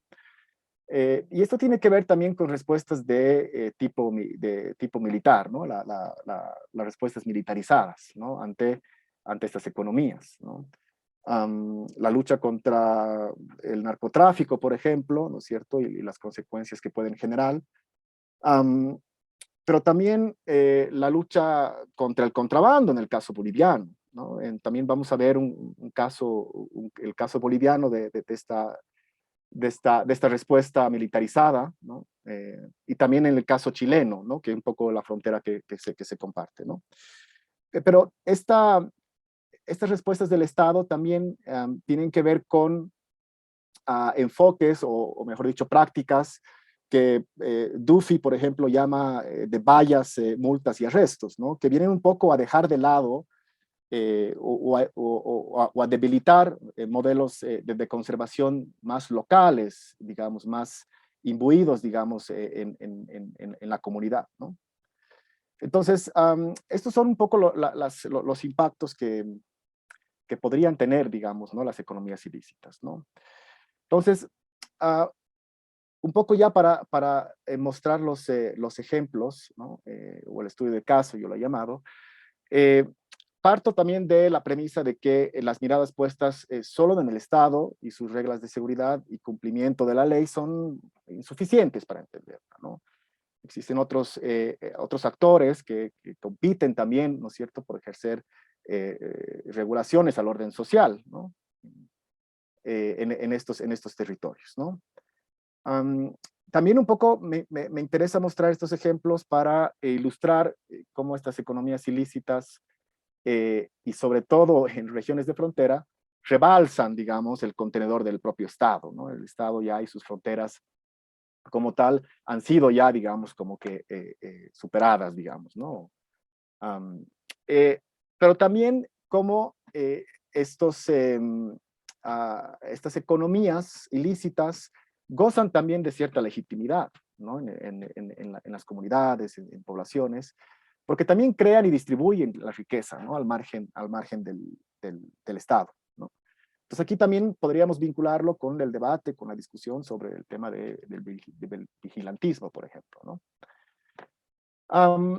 Bueno, y también un poco para, antes de pasar con los ejemplos, este también es un estudio exploratorio, ¿no? Es un estudio que todavía está abierto, con muchas reflexiones todavía, y también realizada desde, obviamente, a vista de pájaro, ¿no? Es decir, no he tenido la oportunidad para hacer trabajo de campo, pero sí, digamos, a través de una revisión hemográfica y un poco también conversaciones con personas, digamos, que estudian estos temas, he podido un poco documentar, ¿no? Y voy a referirme a dos ecosistemas, ¿no? A dos regiones en Bolivia que presentan, digamos, economías ilícitas y que además son regiones fronterizas, ¿no? El primer ecosistema es el sistema hídrico Titicaca, Desaguadero, Lago Popó y Salar de Coipasa, lo que se llama el TDPS, que es bueno, una cuenca endorreica, ¿no es cierto?, con mucho recurso de agua, ¿no?, que está compartida entre Bolivia, Chile y Perú prácticamente, ¿no? Es una superficie, bueno, hay más o menos de 144.000 kilómetros cuadrados, con algunas características que algunos también denominan como territorios estratégicos, ¿no? Porque conllevan, digamos, aspectos culturales y ambientales importantes. En este caso, bueno, hay la presencia de comunidades indígenas ancestrales, los Urus y Chipayas, que además tienen también presencia tanto en Chile como en Bolivia, es decir, su territorio abarca a las dos naciones. También tiene una biodiversidad endémica importante, ¿no?, en flora y fauna, y sobre todo es un ecosistema de tipo Ramsar, ¿no? Es un sistema de humedales, ¿no?, donde existen recursos hídricos valiosos y muy sensibles, ¿no?, muy sensibles al impacto del hombre, ¿no? También es una ruta, o es la principal ruta del comercio boliviano, ¿no? Es decir, esa ruta que nos conecta con el Pacífico hacia Chile, es uno de los corredores, digamos, más importantes, digamos, en temas de flujo de productos. También es una ruta turística, ¿no?, bastante importante, tanto la parte de los salares, por ejemplo, y también se cruzan con otras actividades que obviamente pueden estar en la legalidad, como puede ser la minería a mediana y gran escala, ¿no? Ahora, ¿cuál es un poco el panorama digamos, de este ecosistema en particular? Pues bueno, y esto está documentado, ¿no?, y ha generado en algún momento alguna discusión, alguna preocupación de la política pública, es que, bueno, hay una pérdida, digamos, latente de biodiversidad, deterioro de funciones ambientales, hay una severa disminución de la calidad de vida de la población. Esto me parece también bastante crítico y lo conversaba el otro día con una persona que está trabajando en el lugar, que evidentemente las condiciones, además socioambientales, son pues bastante críticas, ¿no? Además con una sequía que ha sido bastante también mediatizada hace unos años. El lago Popó, que está en esta cuenca, se ha secado en su totalidad, dejando un poco sin fuentes de vida a ciertas comunidades, ¿no es cierto? Y también hay conflictos socioambientales por la tierra, ¿no?, por el trabajo de la tierra, y que se ha reportado también enfrentamientos entre comunidades por la disputa de tierra fértil, de la escasa tierra fértil disponible, ¿no? Entonces, ya de entrada existe, ¿no es cierto?, una conflictividad, digamos, ¿no es cierto?, en este ecosistema, ¿no? Desde el Estado quizás se ha hecho poco, o todavía, digamos, falta mucho por hacer. Se han trabajado a nivel nacional, sobre todo con este ecosistema en particular. Actualmente hay un proyecto que está trabajando con la cooperación de las Naciones Unidas y con Perú y Bolivia, en un poco trabajar, ¿no?, a nivel binacional la conservación de ese sistema hídrico, ¿no? Y a nivel departamental, un poco ahí se difumina, digamos, o se diluye, mejor dicho, un poco la responsabilidad, ¿no es cierto? Como es una región un poco también que traspasa límites departamentales, ¿no? Bueno, aquí un poco para que nos ubiquemos a nivel de espacio, de territorio. A mi izquierda pueden ver toda la mancha, digamos, celeste es la cuenca endorreica, ¿no? Y las manchas azul oscuro son estos lagos, el lago Titicaca y el lago Popó, y los salares de Coipasa y Uyuni.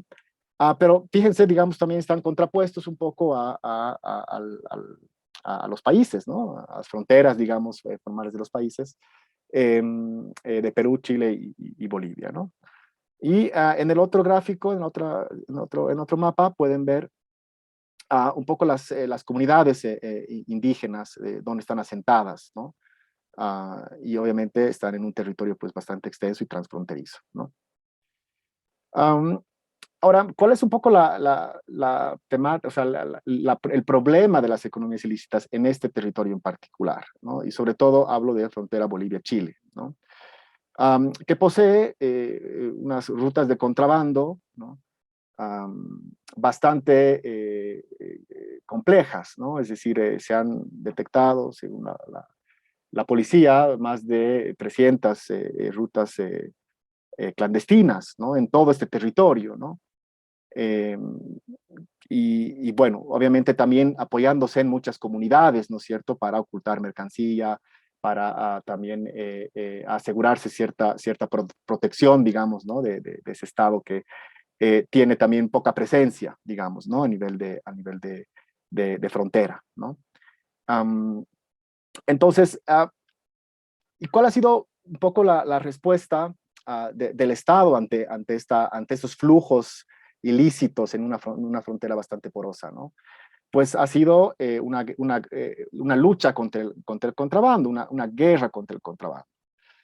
Y en este sentido, se ha incrementado, ¿no?, la presencia o los efectivos policiales para controlar, o mejor dicho, militares para controlar eh, el contrabando en un 170%, veía hace poco los datos, ¿no? Hay como 3.000 efectivos militares en zonas de frontera y obviamente con la premisa, obviamente, de combatir a los contrabandistas, ¿no?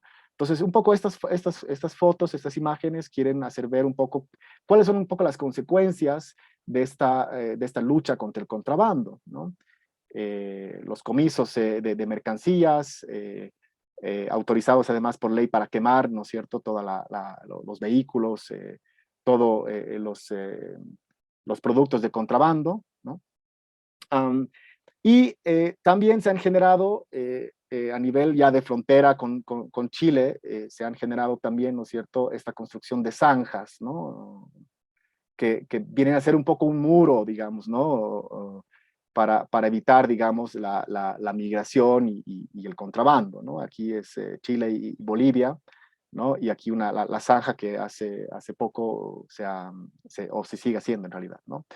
Algo interesante también, y esto no lo toco acá, pero también sirve para trabajarlo o para analizar, digamos, esos impactos, es la militarización que se ha dado sobre todo en la frontera con Chile, ¿no? Chile tiene una política de seguridad en la región norte que pues es bastante estricta, y de hecho en los últimos, en la pandemia y después también la pospandemia, se ha declarado toda la región norte como zonas de excepción, ¿no? Estados de excepción, y fuertemente militarizada, ¿no? Y aquí también, esto no lo toco tampoco acá, pero también hay una creciente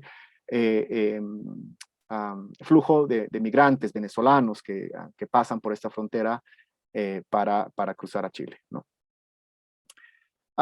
Eso es un ejemplo, digamos.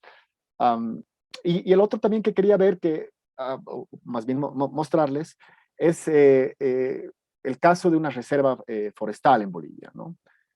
Que si bien no tiene un límite nacional, una frontera nacional, sí tiene una frontera departamental, ¿no?, que vendría a ser como en caso mexicano los estados, ¿no?, una frontera entre dos estados federales. Um, en este caso es la reserva del Choré, ¿no?, que está ubicado en el departamento de Santa Cruz, pero justamente, digamos, al lado del departamento de Cochabamba, ¿no? Y justo en la región donde se produce coca, ¿no?, hojas de coca, para el mercado interno. Pero vamos a ver un poquito cuáles son las dificultades de este territorio, ¿no? Es una zona, digamos, también muy productiva, ¿no?, a nivel forestal, y que nació con mucha extensión y se ha venido un poco también reduciendo en su territorio, ¿no? ¿Cuál es un poco la problemática socioambiental? Igual como mencioné en el caso de la cuenca endorreica. Acá existen muchos conflictos en torno al aprovechamiento forestal, por ejemplo. También se han reportado conflictos en la tenencia de la tierra. Eso es un tema también como que cruza a ambas regiones. Asentamientos ilegales asociados a la deforestación y a los cultivos ilícitos de coca. Y esto un poco diseña o pone un mapa de conflictos, ¿no?, entre diversos actores, ¿no?, que disputan los recursos de esta reserva, ¿no? Por una parte, los madereros, que explotan legal e ilegalmente la madera, colonos con asentamientos y que también pretenden, ¿no es cierto?, extender y poseer tierra, propietarios también, ¿no es cierto?, que, bueno, tienen concesiones para la explotación legal de la madera, y comunidades indígenas, sobre todo yoracarés y mojeños también, que hacen, digamos, de este territorio una zona conflictiva, ¿no? Creo que no me voy a detener en los detalles de, digamos, la deforestación, pero bueno, es bastante fuerte. Y aquí resalto un poco un documento que se trabajó en 2015, donde efectivamente salía a la luz mucho por el tema del conflicto socioambiental, ¿no? Y esta migración, digamos, de colonos que tienen, digamos, ¿no es cierto?, un imaginario y también, digamos, una forma de economía, pues mucho más fuerte que los indígenas de ese territorio, y por lo tanto tenían mucha más posibilidad, ¿no es cierto?, de explotar de forma extractiva ese territorio, ¿no? Y esto provocaba, obviamente, que los indígenas, digamos, ¿no es cierto?, se retraigan, digamos, y dejen a estas actividades, digamos, de agricultura intensiva, etcétera, etcétera, de apoderarse de este territorio, ¿no? Muy poco se ha hecho desde el Estado, es un poco para ver cuál es un poco la reacción de la política en este aspecto. Existen algunos planes, pero bastante débiles, bastante confusos también, digamos, ¿no es cierto?, en la identificación de la problemática, ¿no? Entonces también ahí hay como una especie de deficiencia por parte del Estado, ¿no? Ahora, en este mapa les muestro un poco dónde está ubicada esta reserva, ¿no? En Cochabamba y, bueno, en Santa Cruz en realidad, pero al límite de Cochabamba. El que está al centro es Cochabamba, y ahí en el círculo rojo está la reserva forestal, ¿no?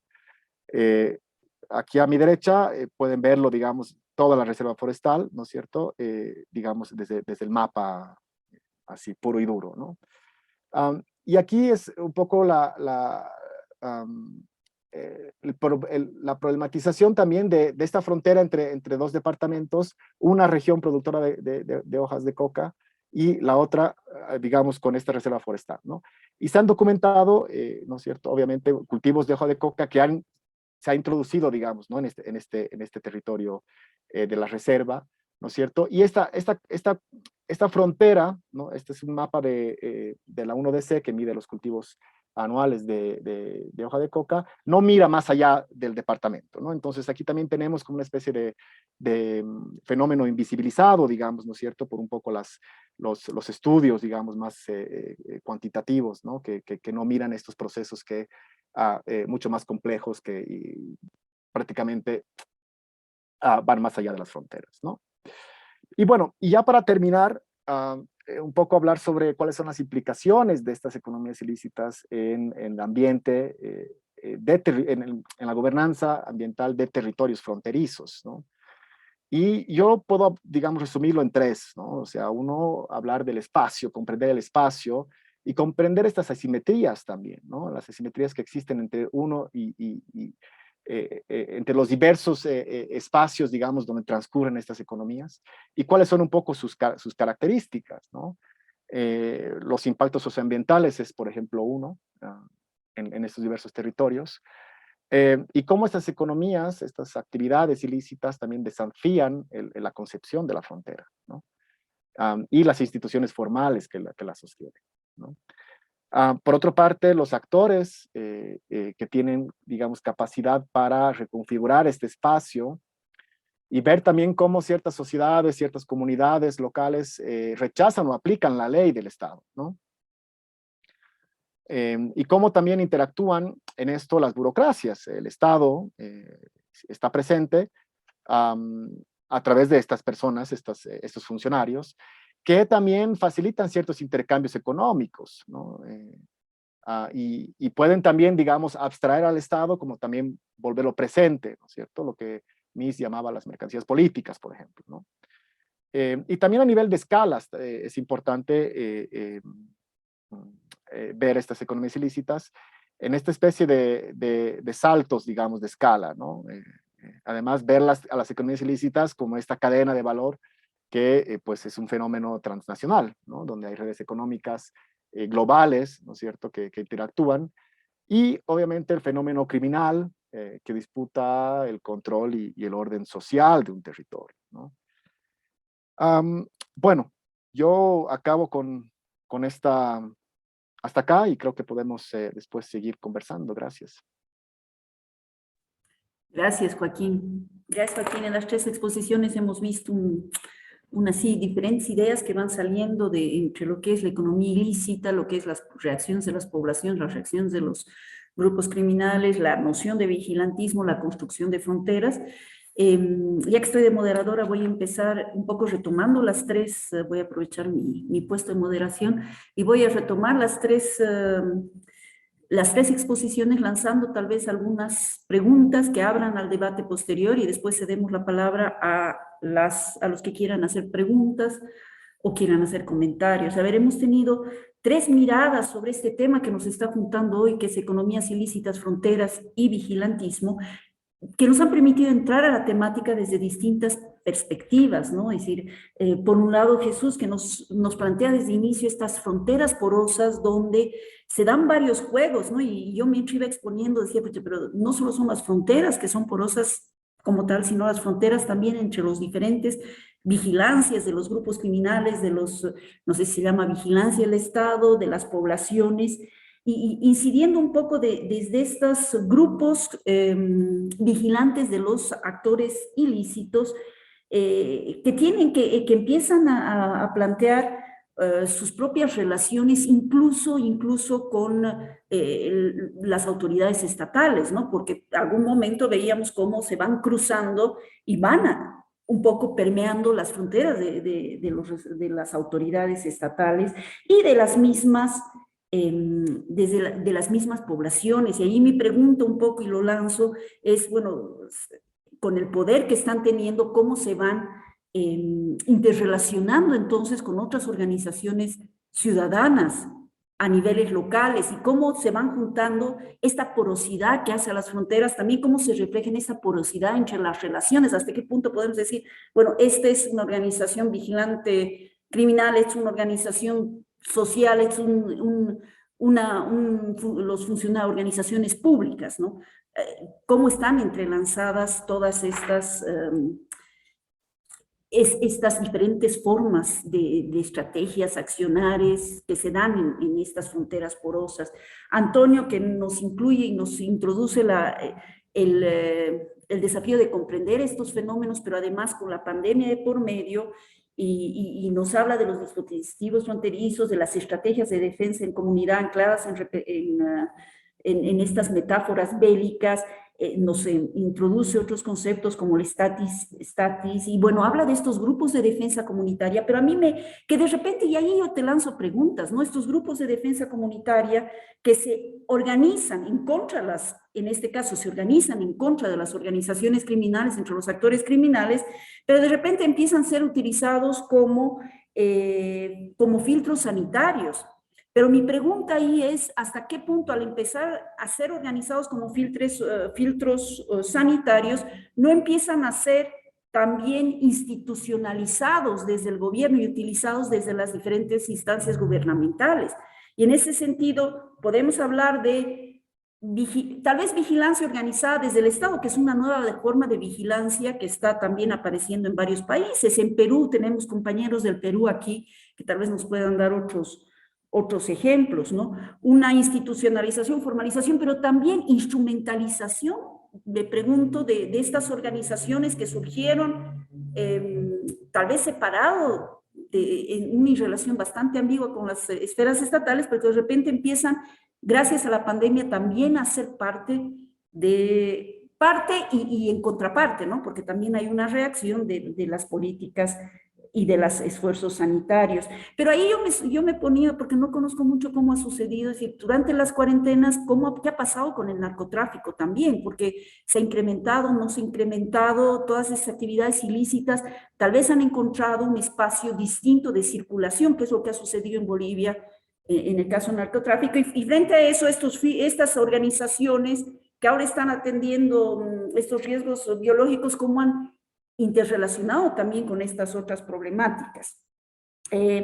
La idea de siempre, y esta mañana lo veíamos un poco, es de siempre que el otro es el malo, el otro es el ilícito y no nosotros, es decir, parece una constante en todas las exposiciones, y esta mañana en el caso brasilero, Colombia, vimos el caso de la frontera Brasil, Colombia, Perú, también se veían las mismas reacciones. Entonces, bien interesante empezar a ver cómo las realidades en nuestra región se van cruzando también y reproduciendo características similares.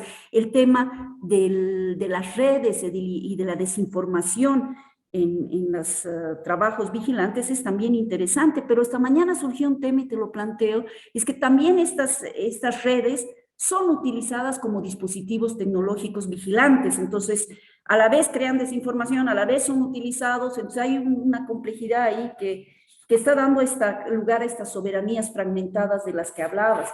Y bueno, Joaquín, que además nos incluye dos temas que me interesan mucho destacar, es decir, no estamos hablando solo de fronteras, de vigilantismo, de construcciones sociales de fronteras, sino estamos hablando de un impacto ambiental claro, ¿no? Un impacto ambiental que tiene sus propias repercusiones y que también forma parte de la problemática, y donde además, y ahí, bueno, surge de manera también en las dos otras exposiciones, aparecen estos agentes que son los grupos indígenas en Bolivia, en México, en Perú, en Guatemala, en Brasil. Esta mañana veíamos el tema de las poblaciones indígenas, que tienen sus propias lógicas y sus propias interrelaciones con los grupos vigilantes, tanto los grupos criminales como las otras poblaciones, y como con los estados, ¿no? Que es una problemática que en realidad está complejizando mucho más nuestras fronteras y las construcciones sociales de nuestros escenarios fronterizos, espacios fronterizos en la región latinoamericana. Comunidades indígenas que tienen un juego muy ambiguo con los actos criminales. Nos mostraba hace un rato Joaquín para el caso el primer caso, ¿no? Donde están en muchos casos interrelacionadas con las economías, y también que están sufriendo los impactos de estas economías ilícitas. Hablaba del choré, pero yo estoy pensando en todos los problemas que están habiendo ahorita en la frontera Santa Cruz-Brasil, con el avasallamiento de tierras por parte de las organizaciones criminales, pero donde también hay interrelaciones muy fuertes con los pueblos indígenas y con los interculturales, que son otros grupos sociales que surgen también con actitudes bien vigilantes, ¿no? Entonces creo que aquí, y mi pregunta, Joaquín, es, y ahí hay un involucramiento muy claro de los funcionarios públicos, ¿no? Entonces, en esa porosidad de la que hablaba al principio Jesús, donde no están claras las fronteras, no solamente estamos hablando de fronteras espaciales, sino también entre los diferentes grupos. Ahí, por ejemplo, en el caso boliviano, en todo caso, se ve un involucramiento absolutamente activo de las instancias estatales, no solo en términos de coima, corrupción, pero sino también involucramiento, ¿no? O sea, son parte de los que están en las economías ilícitas, son parte de los autos chutos, son parte de todas las actividades económicas ilícitas, ¿no? Entonces ahí todavía se complejiza mucho más ese escenario. Entonces ya no podemos hablar solamente de fronteras porosas, de construcciones fronterizas, internas, externas, fragmentadas pero dinámicas, sino también ya fronteras entre los mismos grupos poblacionales que complejizan mucho el escenario, ¿no? Bueno, por ahí va mi primera reacción a las exposiciones, de manera a abrir el debate, y voy a ceder la palabra a los compañeros. Tenemos como Javier, por ejemplo, es de Puebla, yo sé que es de por ahí, de las zonas de donde ustedes están hablando, Misael, y hay gente de todos, del Perú, y también gente de Bolivia, de Guatemala, de Nicaragua. Adelante, cedemos la palabra. No sé si quieren reaccionar primero para un poco ir y plantear tal vez otras preguntas de debate, y después ceder la palabra a los estudiantes, o recogemos preguntas antes. ¿Hay preguntas? Por favor, levante la mano. Yolanda, dale.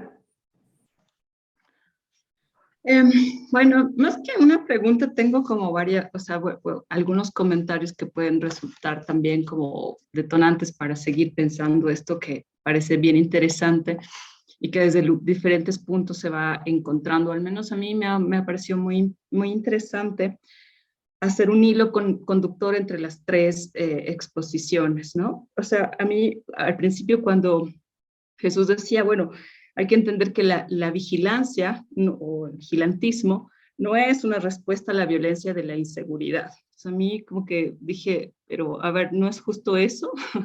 ¿No?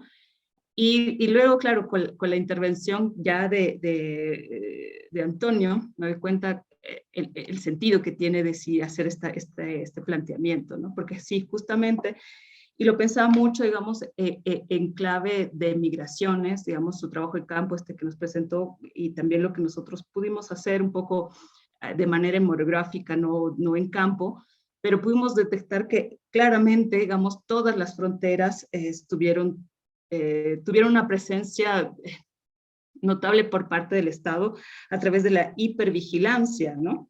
Y el control fronterizo, que no se daba, o por lo menos no en todas las fronteras de América, digamos, del sur, ¿no? Donde las fronteras tienen otras características, no son las fronteras que están ya marcadas, digamos, desde Centroamérica hacia Estados Unidos. Y ahí, claro, me hacía este clic y decía, claro, estas acciones vigilantes de las que nos contaba Antonio, tenían una doble cara. Por una parte eran, digamos, estas medidas de control sanitarias, pero al mismo tiempo eran medidas que tenían que ver con los... porque en el territorio mexicano, y lo sé también por experiencia, pues bueno, la entrada y la salida de cualquiera está controlada por el crimen organizado. Hay lugares a los que no puedes ir o no te permiten ir porque en los trayectos hay halcones y te preguntan qué estás haciendo, a qué vas, por qué vas por ahí, etcétera, ¿no? Y entonces, claro, ahí es esa idea, digamos, de legitimar, de instrumentalizar la hipervigilancia por parte de otros grupos, que, digamos, delictivos en este caso, o que tienen organización del control social, del orden social, específicamente, digamos, en fronteras, me parece sumamente interesante, porque porque creo, o por lo menos hasta ahora yo no lo había visto como parte de las discusiones en términos de las migraciones, o de la movilidad y la inmovilidad que generó la pandemia en los espacios fronterizos, ¿no? Y eso me parece sumamente interesante. Y lo quería como, bueno, un poco comentar y compartir, porque me parece que a la gente de la línea de migraciones fronterizas, que por este tema podría parecer un poco como distante, mucho más particular de la línea de comercios, ¿no? Fronterizos, pero como justamente, y lo que habíamos resaltado desde el principio, que estas líneas se van sobreponiendo, ¿no? Se van articulando, y ahí es justamente donde podemos encontrar la complejidad y la posibilidad de indagación, ¿no? O sea, ahí yo creo que para mí ha sido como un punto de encuentro muy interesante pensarlo, incluso esto que decía, cómo estas fronteras, digamos, entre lo que nos muestra Joaquín como estudios de caso y lo que nos mostraba Antonio, son fronteras internas. No estamos hablando de fronteras internacionales.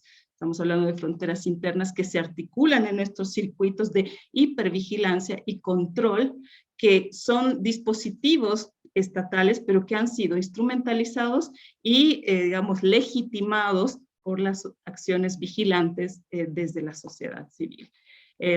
Ahí me quedo. Esa es como un poco digamos, mi reacción y un intento de poder articular toda esta información que nos han dado. Y pues gracias. Gracias, Yoli. No sé si quieren, mientras se animan a hablar, haremos una ronda de reacción y después... Yo quiero decir algo. No, que sí es muy interesante lo que ha comentado Yolanda. De hecho, es decir, yo me refería a que precisamente un poco con la afirmación que decía, que a Yolanda como que parecía, pero que luego pues si se entiende mejor, es precisamente si queremos definir conceptualmente, separar vigilantismo de vigilancia, tenemos que ver qué es la especificidad de cada uno. Es decir, todo vigilantismo implica vigilancia, pero no siempre es al revés. Es decir, ¿qué es lo separatorio? Desde mi punto de vista, creo que es importante a la hora de encontrar una definición sólida, es delimitar y conceptualizar el componente desproporcionado que tiene el vigilantismo, es decir, un poco frente a la vigilancia real, el vigilantismo ideal. Por eso el vigilantismo es transversal a situaciones en las que o bien la inseguridad es mínima, es decir, ladronzuelos que no suponen un peligro comparado con otras estructuras criminales o dinámicas criminales, pero también con entornos donde el peligro es potencial, como es toda frontera, tráfico de migrantes y más las fronteras porosas. Es decir, no es casual que el vigilantismo en toda esta franja México-Estados Unidos sea una franja espejada donde el vigilantismo se está mirando continuamente de reojo, sea el vigilantismo que se percibe en grupos criminales, sea a su vez en las patrullas fronterizas o incluso en la propiedad del linchamiento, ¿no? que es estadounidense. Entonces, eso creo que es importante si queremos utilizar el término de vigilantismo, segregarlo más bien de uno que parece ante el que parece orbitar y a veces confundirse, como es el de vigilancia. Y luego respecto a lo que comentaban, tanto pues casi tácitamente Joaquín y ya más explícitamente Antonio, y luego tú habéis retomado, es el aspecto ese básico de qué significa la idea de frontera más allá del espacio orográfico, ¿no? Del espacio físico. Eso es, casi podría decirse que es algo consustancial a la propia corporeidad del individuo, de cuerpo para afuera todo es frontera, ¿no? ¿En qué sentido lo digo? En el sentido de que la clave un poco es ver cómo sedimenta toda espacialidad, todo este paisaje fronterizo, cómo se interpreta lo orográfico en un sentido fronterizo, digamos, político, ¿no? Político-geográfico, porque la cuestión creo que estamos continuamente entrecruzados y más en entornos como el mexicano o como nos contaba Joaquín en Bolivia, en entornos tan, digamos, que son polvorines casi, donde la institucionalidad está difícil, donde la propia idea de posesión primigenia territorial está en cuestión, el uso de la estigmatización, es decir, del enemigo es el otro, este continuo, esta motorización de fronteras, no solo interestatales, me parece que es algo donde es casi una prolongación, es como una herramienta que se tiene a la hora de establecer un entorno supracorporal desde mi punto de vista. Por eso, en situaciones es natural, en cierto sentido, y creo que lo rescata muy bien Antonio, que en situaciones excepcionales donde las reacciones bélicas o parabélicas, como puede ser una situación donde están tantas cosas en disputa como los entornos fronterizos, criminales, etcétera, o situaciones como los de la pandemia. Yo cuando estaba hablando con Antonio me acordaba de esta idea que se plantea Foucault a la hora de entender la idea de inocuización o de reinserción, ¿no? El leproso como inocuizado, expulsado de la ciudad, el apestado como reinsertable mientras se le pasa la peste en un entorno cerrado, ¿no? Entonces, esa idea de filtro continuo, que también me gustó mucho lo que señalaba Joaquín, de la zanja, hay una figura del derecho romano que era el sulcus primigenius, que era cuando ibas a fundar, eso también se hacía, por ejemplo, cuando se hacían palenques bélicos, por ejemplo, en en las partidas militares españolas aquí en la conquista, o cuando se fundaba una ciudad en la plaza de armas, lo primero era era hacer un surcus primigenius, el surco primigenio, ¿no? Dividir la ciudad, establecer esa artificialidad, pero que a su vez es básica, ¿no? Y fundante, y lanzar la tierra a uno de los lados, al lado de dentro y al lado de fuera, ¿no? Entonces, obviamente esas instituciones, porque están muy relacionadas con el espacio y con la disputa del espacio. Quizá el problema de América todavía hoy es el reparto del espacio y de cómo el espacio no repartido se escaquea, cómo se establecen capas, cómo confluyen soberanías o fronteras, como quieras llamar. Entonces, me parece bien verlo en esos términos, porque ahí yo creo que muchas veces el vigilantismo es un combustible maximalista para entender esto y entenderlo desde soluciones muy dualistas. A mí siempre me recuerda la idea esta de Agustina de la ciudad ideal y la ciudad de Dios, ¿no? El vigilantismo ideal frente a la vigilancia real. Verdaderamente la respuesta al vigilantismo ataja el problema de seguridad, o hasta qué punto no es como algo que más bien lo necesita, ¿no? Dialécticamente para un poco de no desvelar otras cuestiones que quizá implicarían refundaciones que a corto plazo no se ven viables, ¿no? Porque no se tiene a lo mejor la estabilidad para plantearlas con la profundidad que demandarían, ¿no? Entonces a mí eso un poco por retomar también lo que está comentando Yolanda, de conectar las charlas y lo que también decía Alejandra.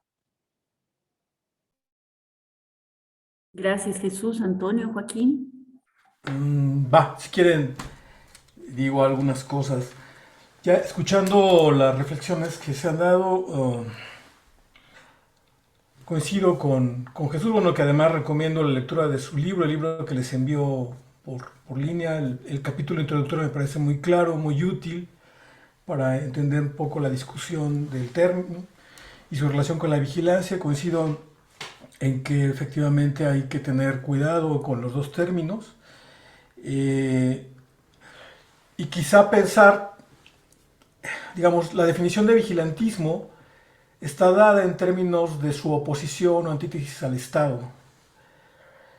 Quizás si vamos a la definición de vigilancia, no necesariamente el Estado se vuelve antitético ahí, porque entonces la vigilancia se vuelve inherente a la construcción de cualquier comunidad, de la comunitas.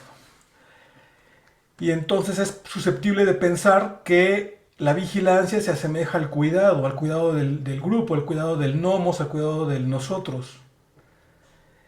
Y entonces es inherente a la conformación y preservación de un grupo en el tiempo. Y ahí está una distinción analítica que me parece que uno puede tener en consideración.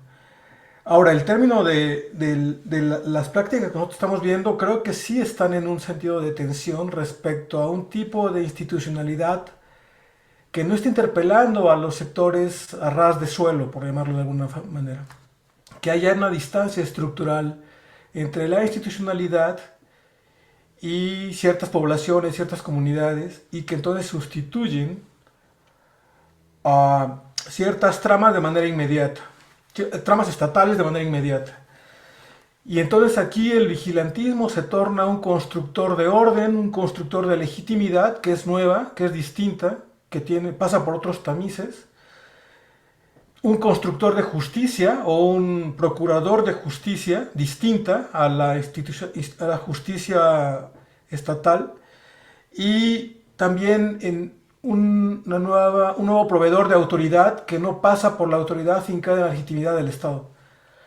Y en ese sentido es posible que pensemos el vigilantismo o todas estas prácticas que agrupamos bajo esa categoría como productor de gobierno.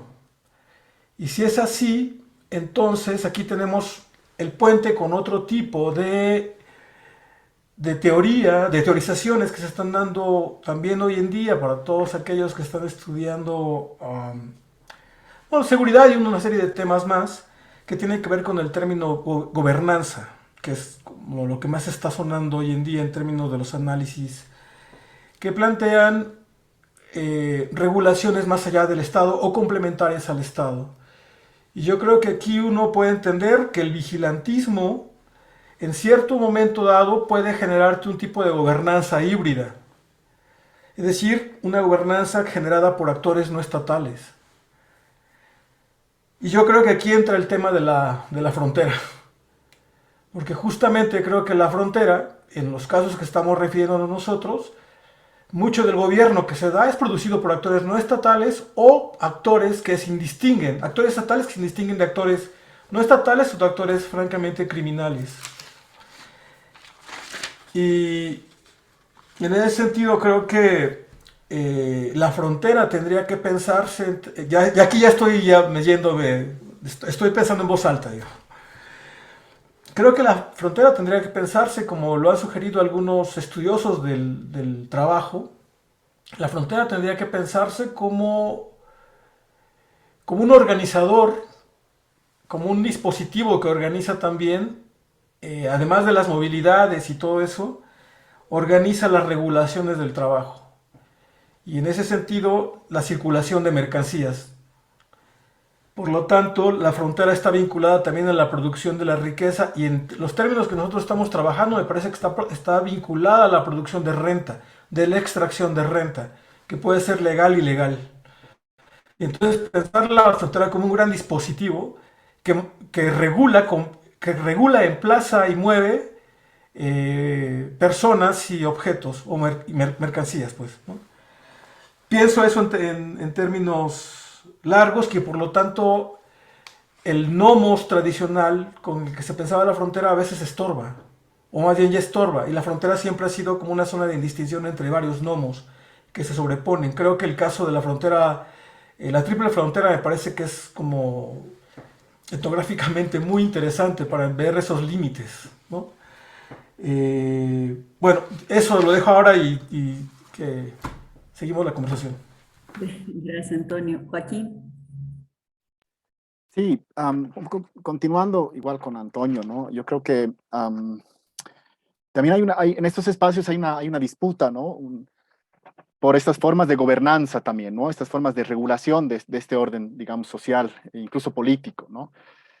Ah, quizás una noción también que pueda hacer, digamos, o aproximarse, digamos, a esta disputa de la regulación es el pluralismo jurídico, ¿no? En el sentido de que diversos órdenes normativos vendrían un poco a disputar, digamos, ¿no? O a convivir en este espacio sociopolítico juntamente a la legislación del Estado, ¿no?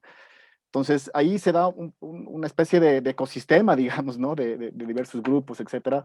Y pues ahí también el peso de uno puede definir, digamos, también violencias en el territorio o no, ¿no? Entonces, yo creo que también esa distinción es importante.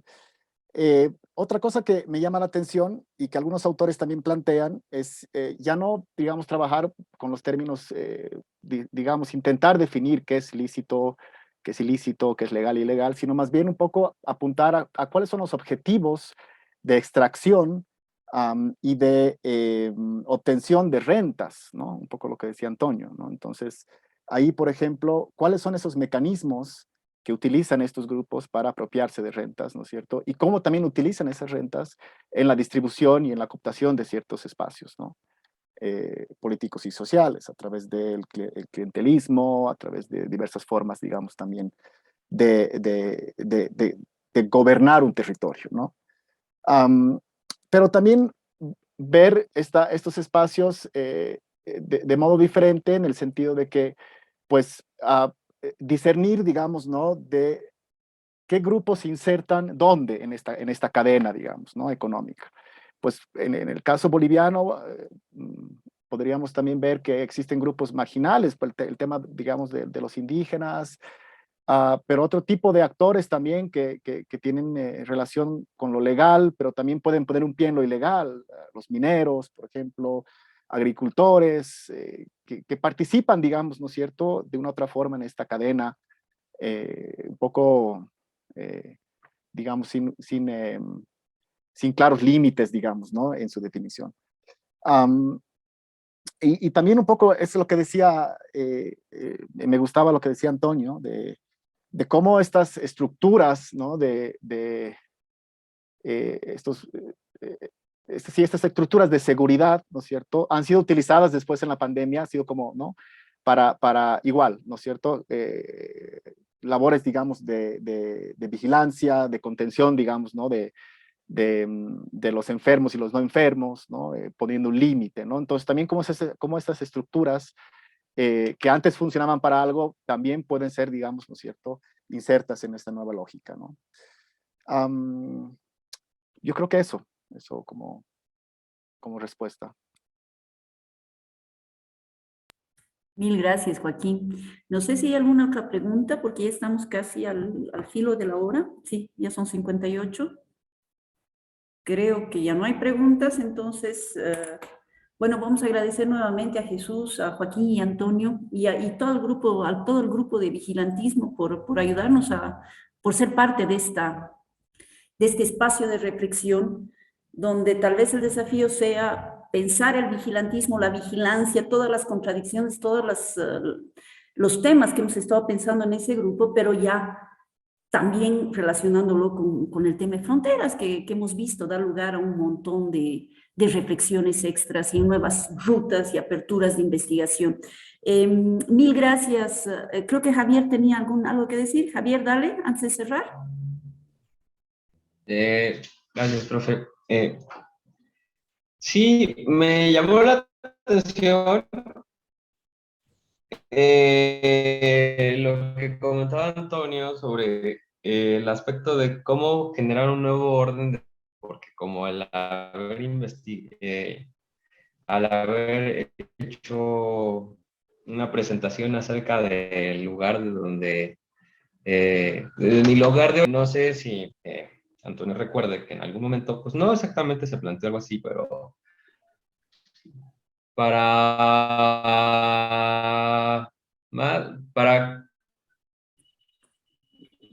creo que eran ya 2 años de que terminara el sexenio de Enrique Peña Nieto, la estrategia entre los tres ponentes de esta disputa de gobernanza entre la que se viene produciendo dentro de las fronteras, pues bueno, en México también yo recuerdo que se venía tratando un poco en la cuestión de las estrategias de frontera, pero para evitar que los migrantes que atravesaran por esos espacios, pues no corrieran riesgos.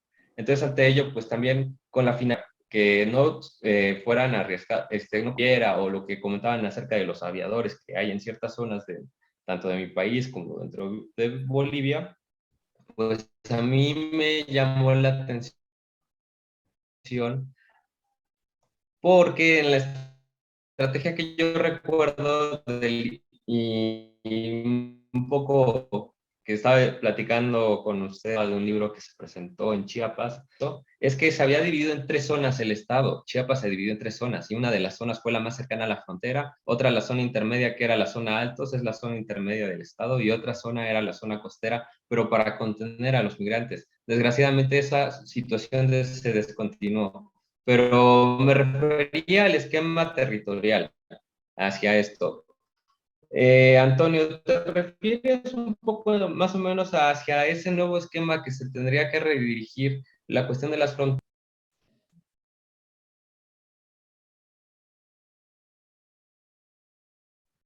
Creo que se cortó, ¿verdad? Que se silenció el audio. Se silenció el audio, sí. Javier, Sí, dígame. no te escuchamos, te cuento la última parte. La pregunta no se escuchó. Ok. Sí, se refería a que en el aspecto territorial, de acuerdo a la estrategia que, bueno, no sé si se escuchó un poco acerca de la estrategia, ¿se escuchó eso? No, se corta el audio. Hola. Se corta, sí. Ok. Bueno, de todos modos, a ver si en alguna ocasión puedo coincidir contigo y poder platicar eso, porque vieras que me llamó la atención y me gustó mucho, muchísimo.